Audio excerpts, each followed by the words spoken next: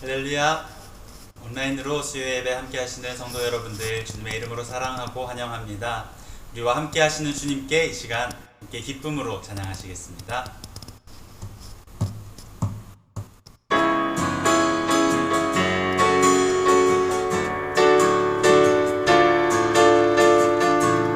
나의 가장 낮은 마음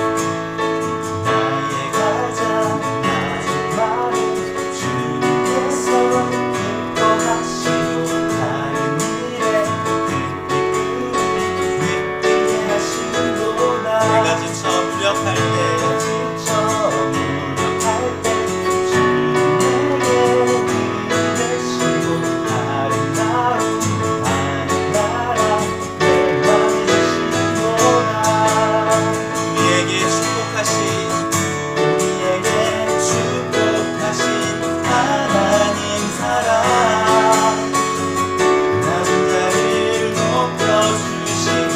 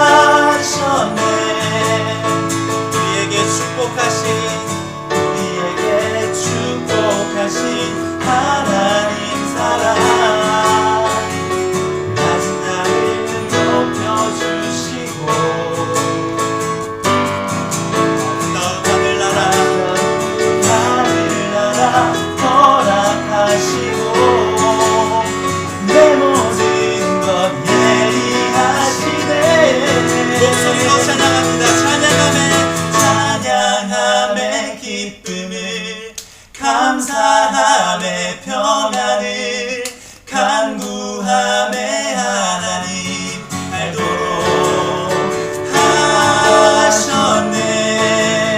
찬양함의 기쁨을 감사함의 평안을 간구함의 하나님 알도록 하셨네.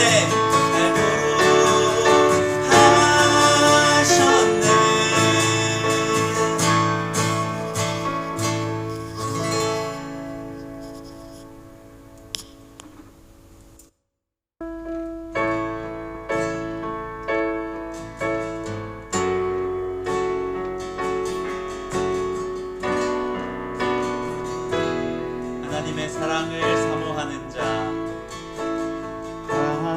하나님의 사랑을 사모하는 자 하나님의 평안을 바라보는 자 너의 모든 것 창조하신 우리 주님이 너를 얼마나 사랑하시는지 하나님께 찬양과 경배하는 자 하나님의 선하심을 닮아가는 자 너의 모든 것 창조하신 우리 주님이 너를 자녀 삼으셨네. 하나님 사랑의 눈으로 하나님 사랑의 눈으로 너를 어느 때나 바라보시고 하나님인 자 한비로서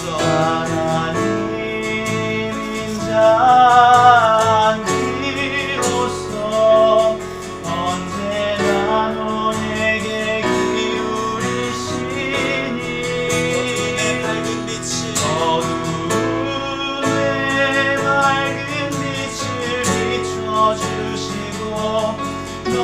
너의 작은 신음에도 응답하시니 너는 어느 곳에 있든지 주를 향하고 주만 바라볼지라.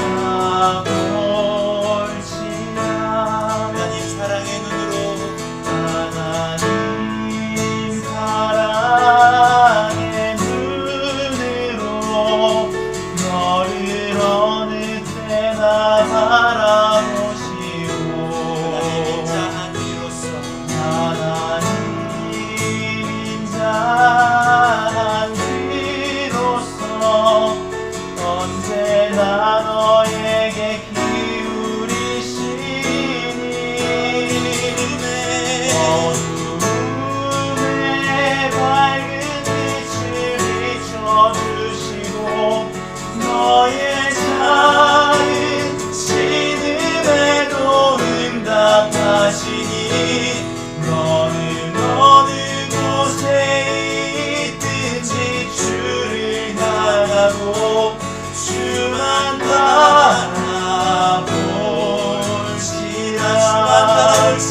주만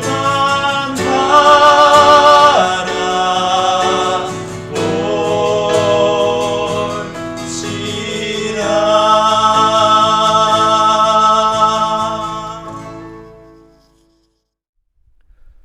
오늘 우리에게 주시는 하나님의 말씀은 시편 1편 1절에서 3절 그리고 시편 2편 7절의 말씀입니다. 제가 봉독합니다.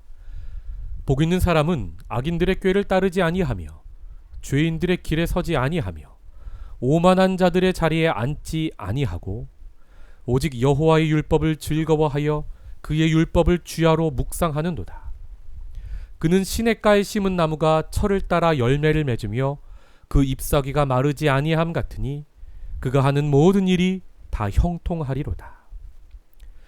내가 여호와의 명령을 전하노라. 여호와께서 내게 이르시되 너는 내 아들이라. 오늘 내가 너를 낳았도다. 아멘. 오늘 시편의 서시 1편, 2편이라는 제목의 말씀으로 함께 은혜 나누겠습니다.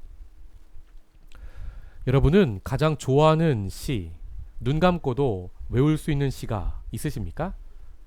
대한민국 사람들에게 가장 좋아하는 시가 무엇냐고 물었을 때 사람들이 바로 이 시를 이야기했습니다.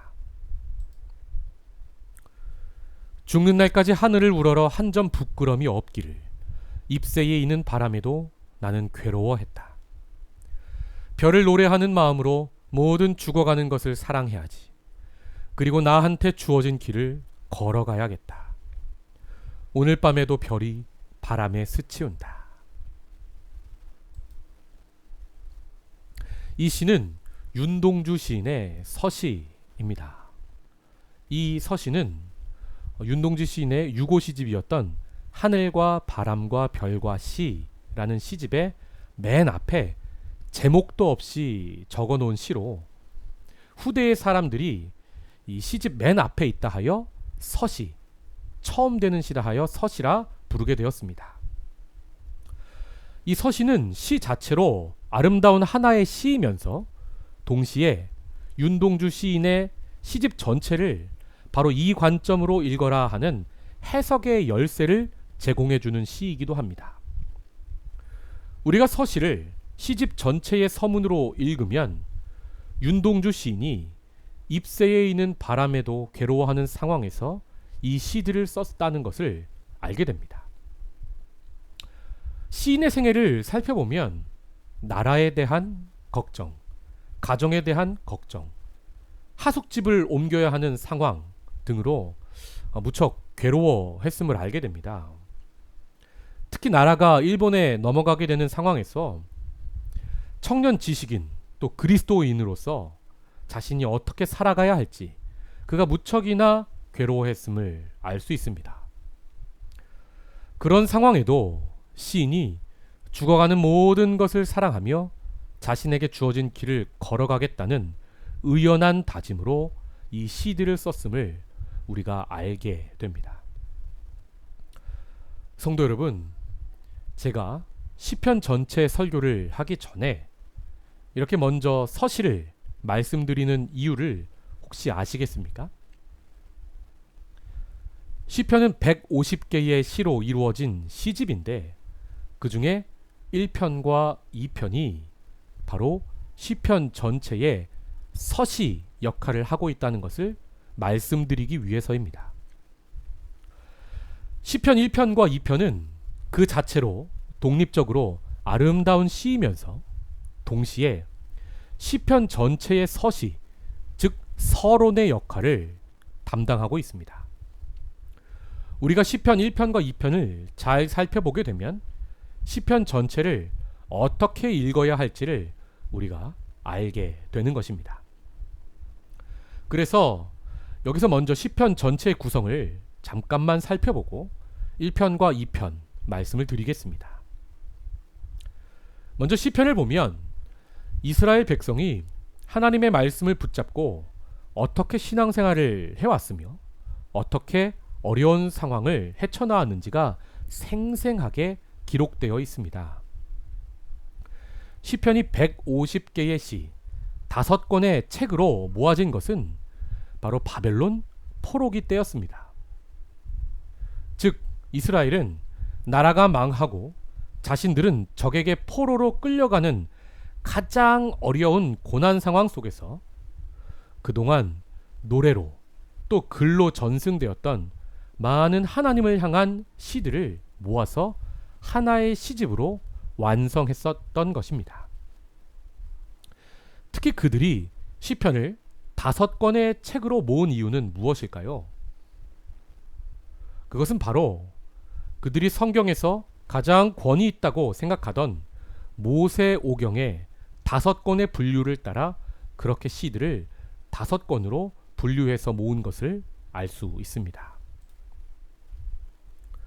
그래서 시편은 이렇게 1편부터 150편까지 5권의 시로 나누어집니다. 이 5권의 시집에는 여러 사람들의 시가 나오고 있지만 대부분의 시는 바로 다윗의 시입니다. 그래서 유대인들은 모세가 5권의 하나님의 말씀을 주었던 것처럼 다윗도 자신들에게 5권의 하나님을 향한 노래를 주었다고 생각합니다.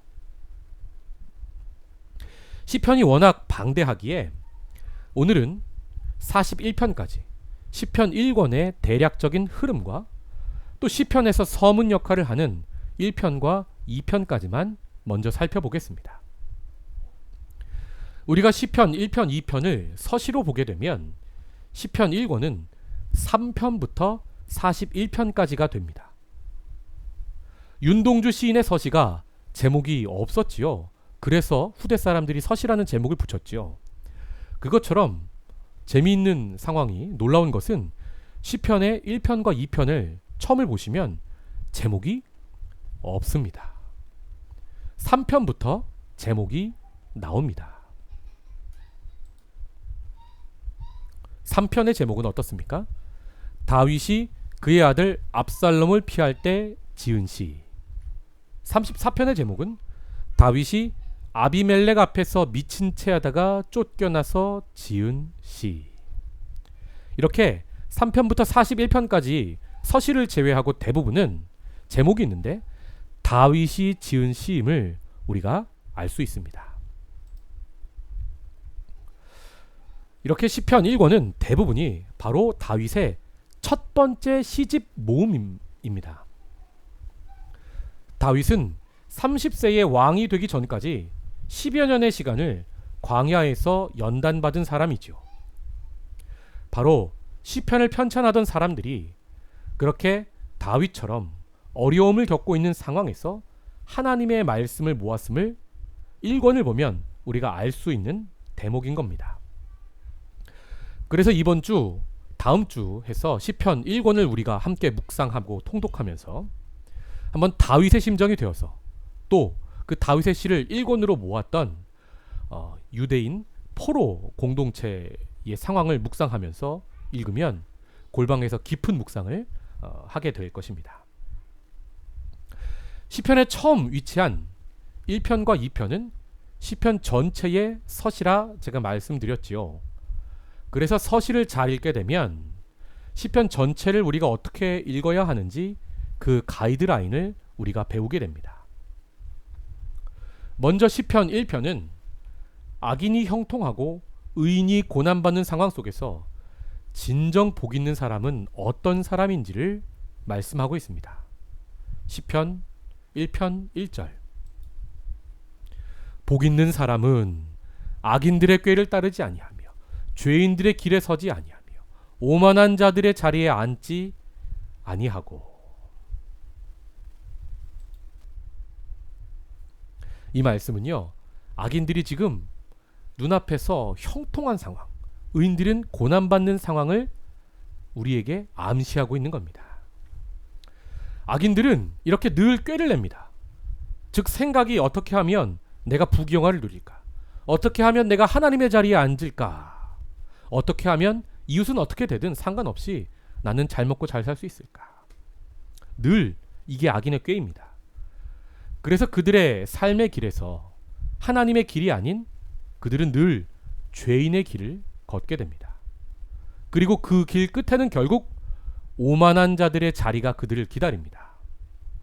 그 자리는 잠시 잠깐 사람들보다 높은 자리를 차지하는 자리입니다.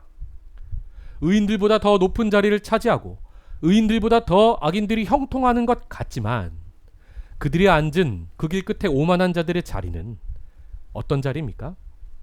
마지막 심판 때에 결국 하나님께서 분노의 잔을 쏟아내는 자리가 됩니다. 그래서 4절은 이렇게 말씀합니다. 악인들은 그렇지 아니하며 오직 바람에 나는 겨와 같도다. 그러므로 악인들은 심판을 견디지 못하며 죄인들이 의인들의 모임에 들지 못하리로다. 무릇 의인들의 길은 여호와께서 인정하시나 악인들의 길은 끝에 망하리로다. 악인의 꾀, 죄인의 길, 그리고 마지막에 오만한 자의 높은 자리는 결국 망하게 되니 악인의 형통을 부러워하지 말라고 시편 1편은 말씀합니다. 이 관점에서 시편 전체의 말씀을 가지고 하나님께 기도하라는 말씀이지요. 그럼 악인의 길과 반대로 복 있는 사람의 길은 어떻습니까? 2절의 말씀. 오직 여호와의 율법을 즐거워하여 그의 율법을 주야로 묵상하는도다. 아멘.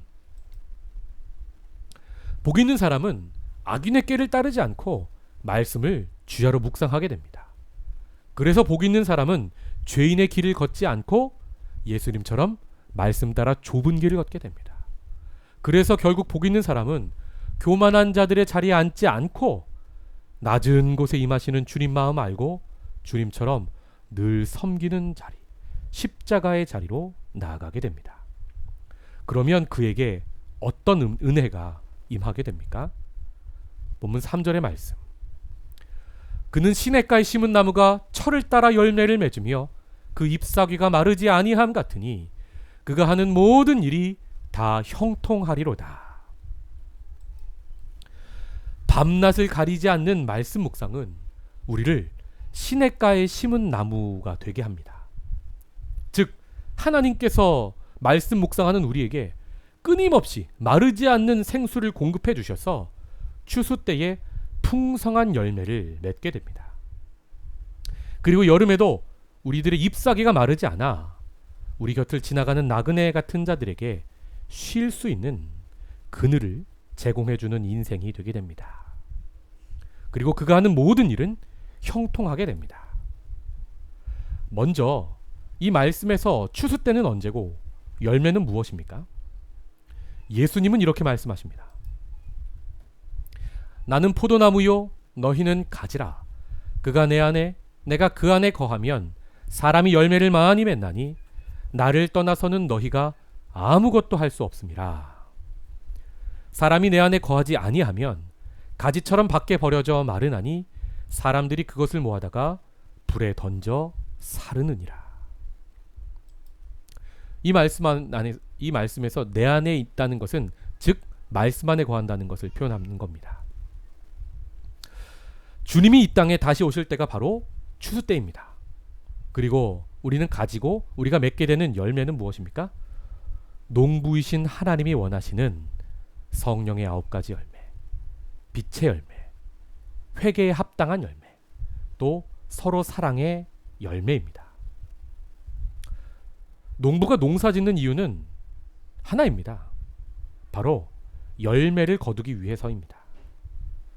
그것처럼 우리가 악인이 잘 되는 세상에서도 여전히 말씀 붙잡고 좁은 길 걷고 낮은 자리에 서게 되면 우리 인생이 하나님 받으시기에 심히 기쁜 열매가 된다고 성경은 우리에게 전해주고 있는 겁니다. 또 3절에서는 그가 하는 모든 일이 다 형통한다고 말씀하는데 이 형통은 세상적 형통이 아니라 바로 요셉의 형통입니다. 지금 당장은 말씀 지키는 삶이 요셉처럼 억울한 일을 당하게 되고 일이 꼬이게 되고 고난이 연속해서 닥쳐오는 것 같지만 결국은 하나님께서 그와 동행하고 계시기에 믿음을 가지고 끝까지 그 길을 걸으면 하나님께서 합력하여 선을 이루시고 결국 많은 사람의 생명을 구하게 되는 형통한 인생이 된다 이 말입니다. 또 다니엘처럼 많은 사람들을 옳은 대로 돌아오게 하는 인생, 그래서 하늘에 빛나는 별과 같은 인생이 되는 것이지요. 결국 하나님께 기쁨이 되는 인생은 말씀을 주야로 묵상하며 좁은 길을 걸으며 주님처럼 낮은 자리에 앉는 인생인 것입니다. 이것이 바로 진정 승리하는 인생인 줄 믿습니다. 생명의 말씀교회 성도들이 이 어려운 시기에 말씀 붙잡고 열매 맺어서 하나님께 기쁨이 되는 인생, 또 힘든 사람들에게, 지나가는 나그네들에게 쉼을 제공해주는 그늘이 되어주는 인생, 더 나아가 요셉의 형통으로 많은 사람을 구하는 그런 복 있는 인생이 되시기를 주님의 이름으로 축복드립니다. 시편 1편은 서시로서 시편 전체를 바로 이 관점에서 읽고 찬송하고 기도할 것을 말씀하고 있는 겁니다. 그리고 우리가 이제 시편 2편을 볼 텐데 2편도 서시입니다. 그런데 여러분, 서시가 왜 하나가 아니고 2개입니까? 1편이 개인적 관점에서의 서시라면 2편은 공동체적 관점의 서시입니다. 그래서 1편이 고난 중에서도 복 있는 말씀 묵상하는 개인의 인생을, 개인의 복된 인생을 이야기하고 있다면 2편은 공동체가 고난 가운데서도 무엇을 기다리고 무엇을 붙잡아야 할지를 말씀합니다. 시편 2편. 어찌하여 이방 나라들이 분노하며 민족들이 헛된 일을 꾸미는가? 세상의 군왕들이 나서며 관원들이 서럽게 하여 여호와와 그의 기름 부음 받은 자를 대적하며 우리가 그의 맨 것을 끊고 그의 결박을 벗어버리자 하는도다. 하늘에 계신 이가 웃으시며 주께서 그들을 비웃으시리로다. 시편 2편에서 세상의 군왕들이, 세상의 나라들이 싫어하는 것은 무엇입니까? 하나님의 말씀입니다. 그래서 하나님을 대적합니다. 하나님의 말씀을 자신들을 묶는 결박이라고, 쇠사슬이라고 이해하고 있습니다. 여러분, 하나님의 말씀은 우리의 자유를 억압하는 말씀이 아니라요, 우리에게 주신 자유를 진정 자유되게 하는, 우리에게 주신 축복이 진정 축복되게 하는, 우리를 지켜주는 울타리인 것을 알 수 있는 겁니다. 그래서 이 편은 그렇게 하나님 말씀을 끊으려 하고 멀리하려 하고 또 하나님의 나라를 대적하고 있는 이방의 모든 민족들의 그런 노력들이 헛것이 될 것이다 선포하고 있습니다. 세상의 왕들이 어찌하여 하나님께 기름 부음 받은 자 메시아를 대적하느냐 꾸짖고 있습니다. 시편 2편은 메시아 예언시입니다. 원래는 이 시편 2편이 고대의 이스라엘 인간 왕들이 하나님 앞에서 기름 부음 받으며 즉위할 때 제사장이 하나님의 이름으로 너는 내 아들이다 왕에게 선포한 시였는데, 인간 왕들이 하나님의 아들 같은 자로서, 기름 부음 받은 자로서 역할을 제대로 감당하지 못해 결국 하나님의 나라가 망했죠. 그래서 이스라엘의 백성은 포로가 되었고, 그들은 진정 하나님의 아들, 진정한 하나님께서 기름 부음 받은 메시아를 그들이 대망, 여기서 대망은 크게 기다린다는 말씀입니다. 메시아를 대망하게 되었습니다. 즉 이 말씀은 시편 전체를 우리가 읽을 때 시편 2편에 메시아를 말씀하고 있죠. 그 메시아 예수 그리스도를 갈망하며 기다리며 읽으라는 말씀입니다. 쓰디쓴 아픔을 맛보는 한 복판에서도 우리의 진정한 구원자 되신 메시아를 기다리며 기도하고 찬송하자는 의미로 시편 2편을 1편과 함께 맨 앞에 서시로 배치하고 있는 것을 우리가 알 수 있습니다. 우리도 그렇습니다. 우리가 시편 2편을 공동체적 의미에서 시편 전체의 서시로 읽는다는 것은 우리가 우리의 모든 문제를 대신 해결해 주신 예수 그리스도의 관점에서 모든 문제를 대한다는 것을 말씀합니다. 그래서 우리가 어떤 어려움 속에서도 소망을 잃지 말고 기도해야 함을 우리에게 말씀하고 있습니다. 또 현재 전 세계 교회 공동체가 어려움을 겪고 있지요. 이 상황 속에서 여전히 교회의 소망은 예수 그리스도 한 분이시요, 또 교회는 이 땅에 오셔서 모든 대속사역을 완성하셨고 이제 우리의 왕으로 다시 임하실 예수 그리스도를 사모하는 마라나타 공동체가 되어야 함을 말하고 있는 겁니다. 우리가 지난주에 욥기를 살펴볼 때 욥도 고난 한복판에서 그가 그의 구원자를 기다리고 있었음을 우리가 알았습니다. 욥기 19장 25절 말씀을 보시면 내가 알기에는 나의 대속자가 살아계시니 마침내 그가 땅 위에 서실 것이라. 아멘. 이렇게 욥기도 시편도 고난 속에서 진정한 구원자 예수 그리스도를 바라보며 살아야 함을 우리에게 알려주고 계신 겁니다. 시편 2편은 그래서 우리의 구원자 메시아 예수 그리스도가 하나님의 아들이심을, 우리의 모든 문제를 해결해 주실 분임을 선포하고 있습니다. 7절의 말씀, 내가 여호와의 명령을 전하노라. 여호와께서 내게 이르시되 너는 내 아들이라. 오늘 내가 너를 낳았도다. 아멘. 이 말씀은 고대 이스라엘 왕들이 즉위할 때 선포하는 말씀이었고, 또 이 말씀은 예수님이 공생을 시작하실 때 세례 받으실 때 하늘로부터 들려온 음성이었습니다. 마가복음 1장 11절의 말씀, 하늘로부터 소리가 나기를 너는 내 사랑하는 아들이라 내가 너를 기뻐하노라. 그래서 우리가 시편을 읽고 복음서를 읽으면 예수님의 세례식이 바로 예수님께서 이 땅을 구원하실 메시아요, 하나님께서 기뻐하시는 진정한 왕으로 등극하는 왕의 즉위식이었음을 우리가 깨닫게 됩니다. 그리고 그분 메시아 예수 그리스도를 왕으로 섬기는 사람이 바로 복 있는 사람이다. 시편 2편은 말씀하고 있습니다. 12절, 그의 아들에게 입맞추라. 그렇지 아니하면 진노하심으로 너희가 길에서 망하리니 그의 진노가 급하심이라. 여호와께 피하는 모든 사람은 다 복이 있도다. 아멘.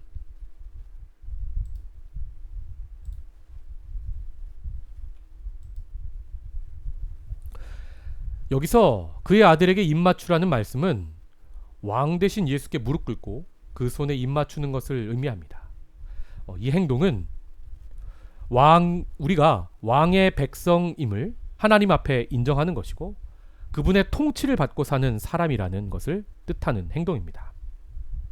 즉 하나님의 진노의 심판이 이제 곧 시작되는데 하나님께 피해서 하나님이 주신 왕 예수의 진리 말씀에 순종하는 삶을 사는 모든 사람들은 다 복이 있다. 이 편은 선포하고 있는 것입니다. 성도 여러분, 우리가 레위기와 신명기 말씀을 또 아침마다 큐티했고 통독했죠. 이 레위기와 신명기 말씀은 구약의 핵심의 말씀이라 제가 설명드렸는데요. 이 말씀은 바로 신앙의 베이직 원리를 이야기하고 있습니다. 어떤 학문을 배울 때 처음 우리가 배우는 것이 바로 개론이지요. 바로 신앙의 개론, 신앙의 가장 중요한 원리가 바로 레위기와 신명기 말씀이라 이 말입니다. 그래서 현대 유대인들도 말씀 교육을 할 때 레위기부터 자녀들에게 암송을 시킨다고 합니다. 그런데 여러분, 우리가 하나님을 아는 지식이요, 개론에만 머물러서는 안 되는 겁니다. 개론에서 말씀하는 신앙의 원리가 우리의 실제 삶에서 잘 적용되지 않거나 잘 작동되지 않을 때가 있는 것을 봅니다. 이런 상황에서 많은 사람들이 하는 이야기가 뭐야? 하나님 안 살아계시네? 하면서 하나님을 떠나고 교회를 등지게 되는 것을 봅니다. 실제로 몇 년 전에 리서치를 했는데요. 주일학교에서 신앙훈련을 받은 아이들이 대학생이 되면, 그래서 세상의 여러 모습을 알게 되면 90% 이상이 현재 교회를 떠나고 신앙을 버리고 있다고 우리에게 경고하고 있습니다. 신앙을 너무 유치한 것으로 세상을 보고서는 오해해버린 것입니다. 우리는 이런 상황에서 어떻게 해야 합니까? 우리도 말씀 지키는데 말씀대로 복이 임하지 않으면 하나님 안 살아계시네 하며 하나님을 떠날 것입니까? 아니지요. 이때 바로 우리가 해야 할 것, 우리가 바로 읽어야 할 말씀이 바로 욥기, 시편, 잠언, 전도서, 아가서 같은 성문서 말씀입니다. 이 5가지 말씀은 레위기와 신명기의 말씀을 잘 성도들이 지켰는데도 하나님은 보이지 않고 고난이 계속될 때 신앙의 선조들은 어떻게 했고 하나님은 어떻게 우리를 도우시는지 우리에게 알려주는 책이기 때문입니다. 그래서 우리는 고난 중에 욥기 말씀을 붙잡고 읽으면 하나님이 어떻게 회복의 은혜를 부으실지 기대하는 법을 배우게 됩니다. 또 우리는 고난 중에 시편 말씀 붙잡고 어떻게 기도하고 어떻게 찬송해야 하는지, 그래서 어떻게 하나님이 우리를 구원해 주시는지를 알게 됩니다. 또 우리는 고난 중에 잠언 말씀 붙잡고 세상을 이기는 지혜를 구하는 법을 알게 됩니다. 또 우리는 고난 중에 전도서 말씀 붙잡고 내가 진리의 하나님보다 세상의 헛된 것을 더 사랑하지 않았나 회개가 나오게 됩니다.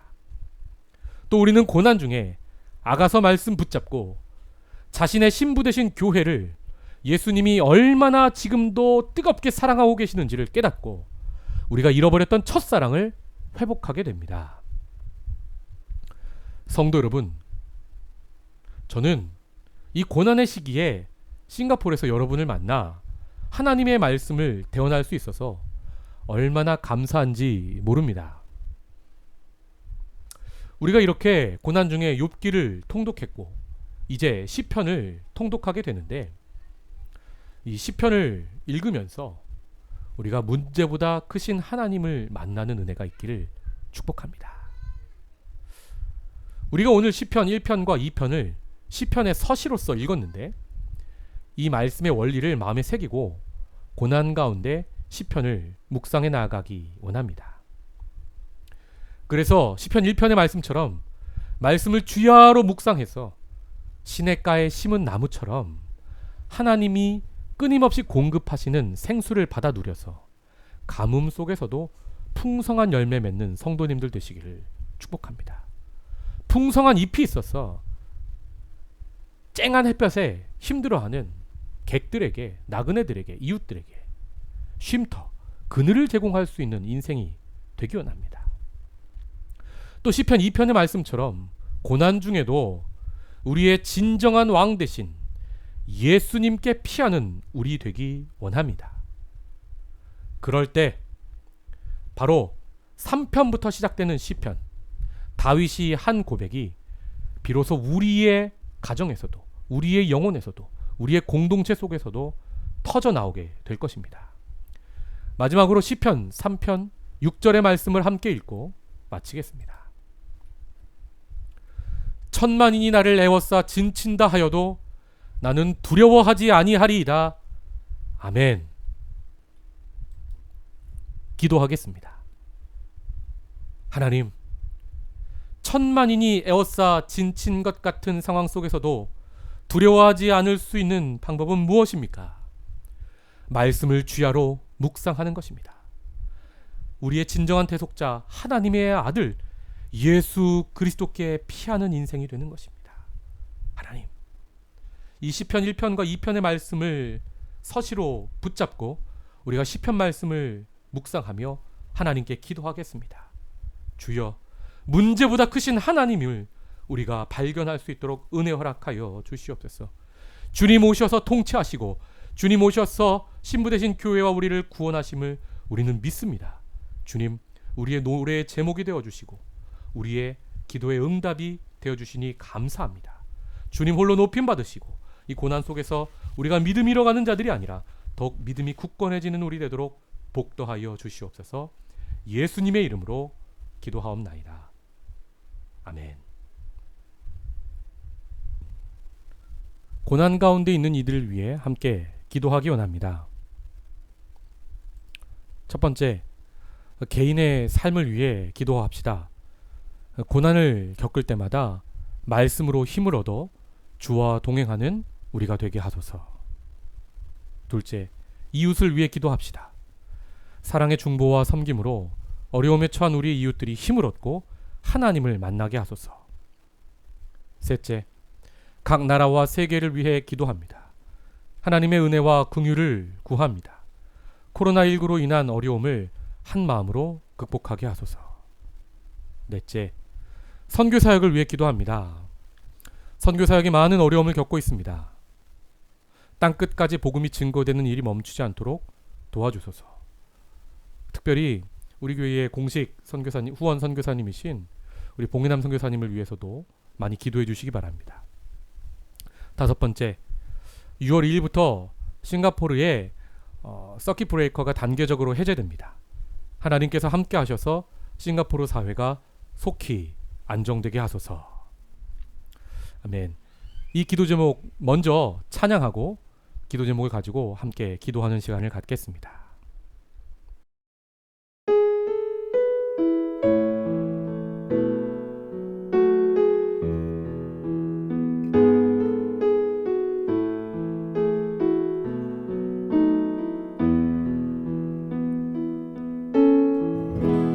두려운 마음 가진 자여 놀라지 말라. 주 너의 하나님 강한 손으로 주 이름 부를 때 주님 구하시리. 주 오셔서 구하시리. 주 오셔서 구원하시리. 약한 자들에게 강한 능력으로 주 오셔서 구원하시리.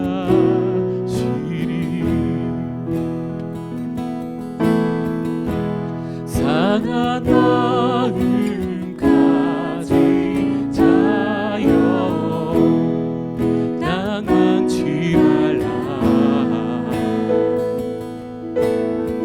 주 너의 하나님 사랑의 발로 주 이름 부를 때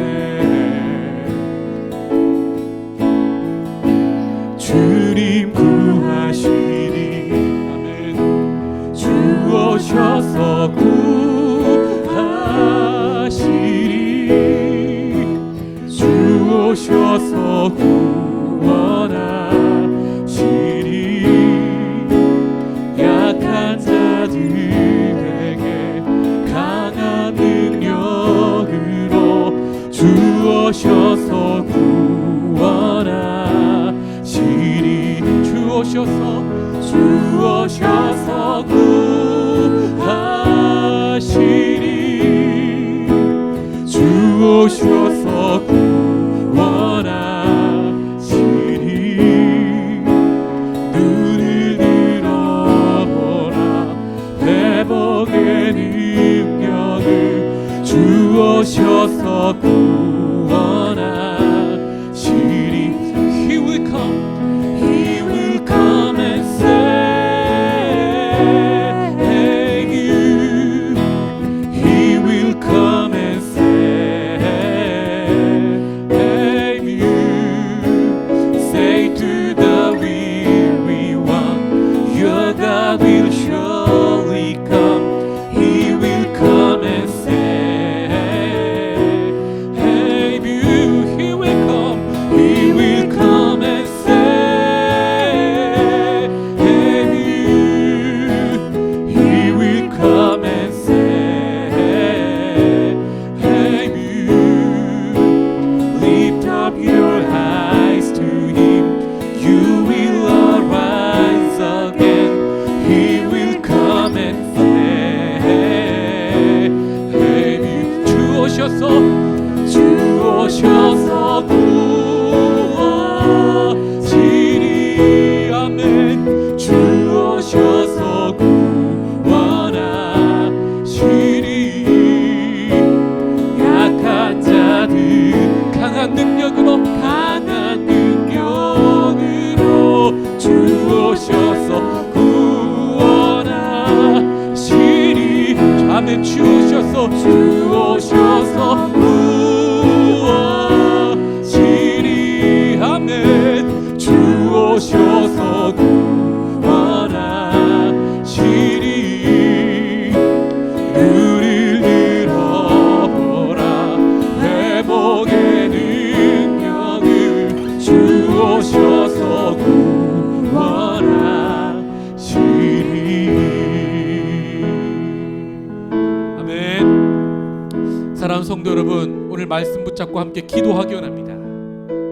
시편의 말씀처럼 고난 한복판 속에서도 복 있는 사람은 악인의 길을 따르지 않고 여호와의 말씀을 즐거워하여 주님 가신 그 길 걷는 자들입니다. 그것이 바로 시냇가의 심은 나무가 철을 따라 열매 맺는 것처럼 시절을 쫓아 열매 맺으며 하나님께 마음껏 영광 돌리는 삶이 될 줄 믿습니다. 하나님, 우리가 바로 그런 삶 살 수 있도록 축복하여 주시옵소서. 특별히 고난 한복판 속에서도 왕이신 예수 그리스도와 동행하는 삶을 사는 우리 될 수 있도록 주님 역사하여 주시옵소서. 주님 오셔서 통치하여 주시옵소서. 나의 마음을, 나의 감정을, 우리의 가정을, 나의 직장을, 아버지 나의 모든 전 인생을, 우리의 세상을, 이 도시를, 하나님 이 땅을, 이 민족을 하나님 도우셔서 다스려 주시옵소서. 우리 사모하는 마음으로 다 함께 기도의 자리로 나아가겠습니다. 사랑의 하나님, 은혜와 사랑에 감사합니다. 하나님, 이 밤에 말씀하심과 같이 하나님, 이 밤에 우리가 그 말씀 붙잡고 기도하며 나아가오니 주여, 고난 한복판 속에서도 고만만 묵상하는 인생이 아니라 주님의 말씀을 묵상하고 우리와 동행하시는 예수 그리스도를 발견하고 그 주님과 동행하는 인생 될 수 있도록 주님 역사하여 주시옵소서. 온 세상을 향하여 주께서 다스리심을 선포하는 인생 될 수 있도록 하나님 역사하여 주시옵소서. 하나님, 우리는 할 수 없지만 주께서 다스리심으로 이 모든 것들을 주님이 이루어 가실 것을 믿습니다. 주님 홀로 높임 받으시고 우리의 삶과 우리의 공동체를 통하여 주님 홀로 높임 받으시는 역사가 일어날 수 있도록 주님 인도하여 주시옵소서. 주님 통치하시옵소서. 주 오셔서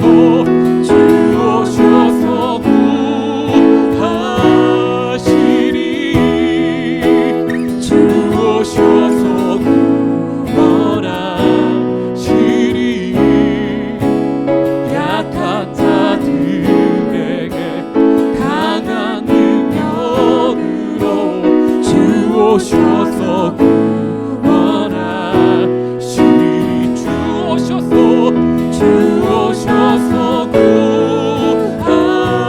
구하시리 아멘 주 오셔서 구원하시리 눈을 들어보라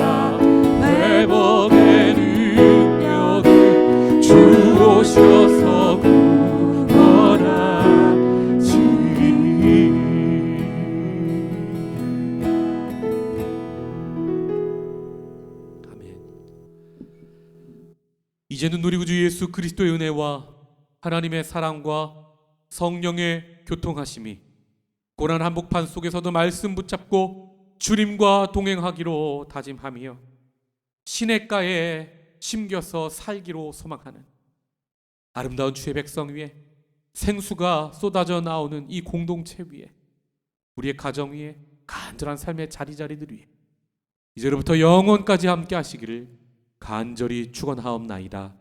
아멘.